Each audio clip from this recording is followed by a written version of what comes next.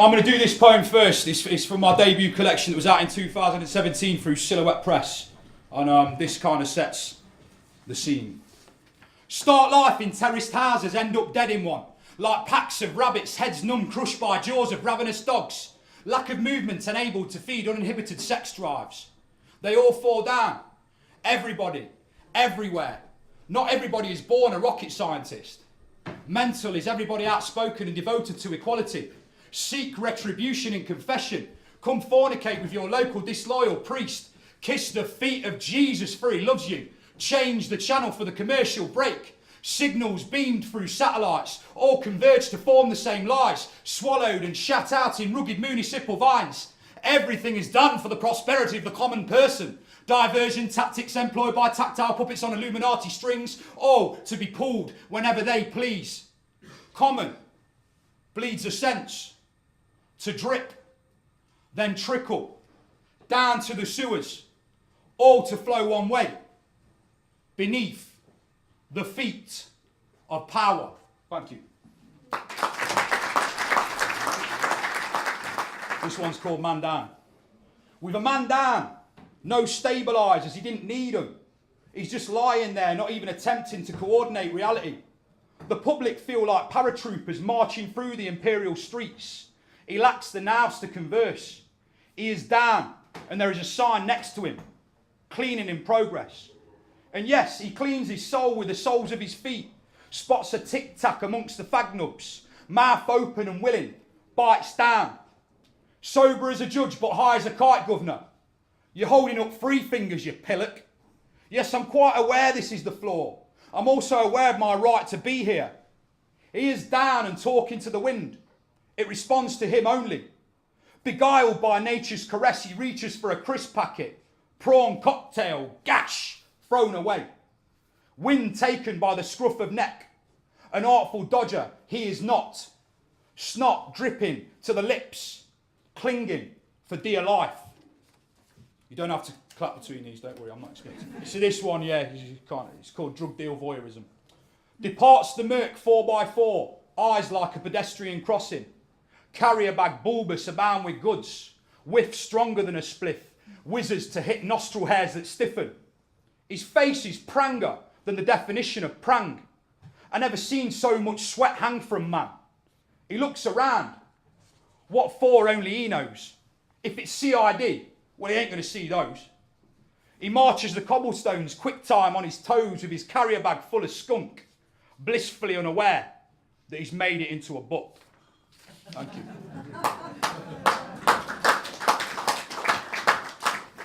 So I used to drink in this boozer. It's obviously a block of flats now. So this is about that place. It was a bit naughty.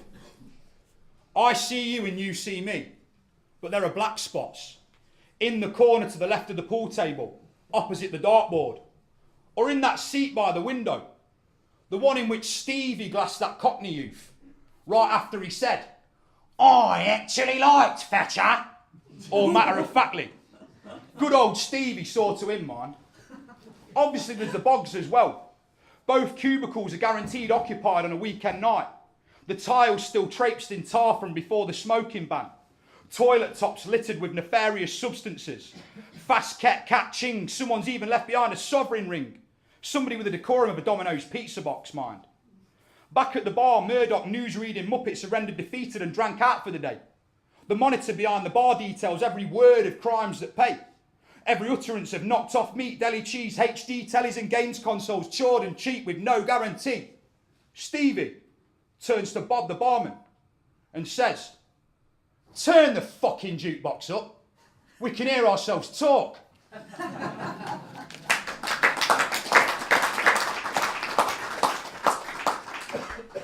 What are we doing here?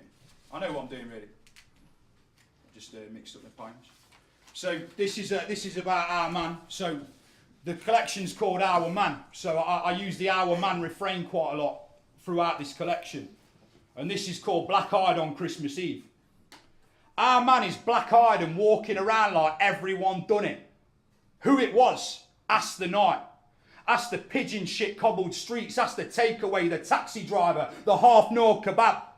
Our man thinks everyone done it. Everyone! Our man has tinsels in his eyes and mince pies in his nostrils. Our man is on a stare-out frenzy.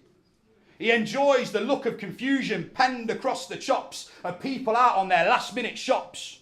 Blokes with tattoos on their necks were the best. Because blokes with tattoos on their necks always gave you dirty looks for staring at the tattoos on their necks. Our man loved it better than best. Felt like shouting out loud, you ought to have seen the other geezer. You ought to have seen him. When the truth was, our man didn't even see him.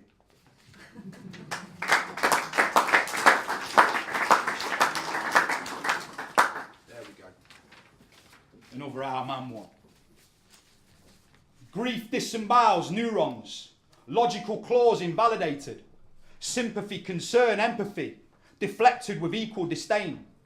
Apathy, the age-old sin, manufactures mutations, cracked scar tissue, disingenuous plagued egos.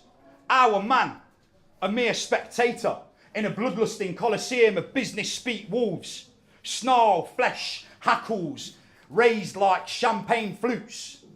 A chimney stack on the horizon, pockmarked with melted plastic, facilitates toxic smoke as the guests admire the view. Prawn sandwiches on tap, bubbles, wine, cheesecake. Our man is soon down on all fours, foaming, hacking, kickback from the ticker. The cheesecake, not the gerbils, for dog's sake, not the gerbils. His colleagues now incandescent with pride as the ambulance arrives. Paramedics trawl the stairs. Once resuscitated, his colleagues line up for selfies next to the stretcher. So we'll stick to these our man ones. This is like a two-part piece. So this is like the last poem in the show. Our man has fled the page of hegemony, war-torn and bleeding detachment. Our man, first in the pub, last to leave.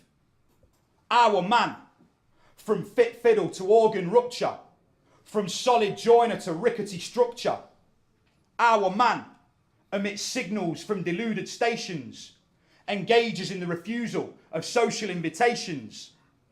Our man ain't just staying off the drugs, he's staying off the people. Our man, only halfway through his life, is already focused on the sequel. Our man has signed an abatement order against his soul. Mind plagued, neurons severed, on the verge of himself, lamented by absence. Our man, the voice of treason, hammer to the nail. Our man has walked out on himself. And then I'll leave it with a bit of positive. I hope it's positive. That's my version of positive anyway. Our man is lost to the conflicted voices in his skull. Backed against the wall, can he even stand tall? Our man can remove his masks and face his reflection. Our man ain't as doomed as he believes, may well question what he achieves. Our man needs to nurture his self-belief. Our man is a part of us all. Hold him up. Don't let him fall. Thank you very much.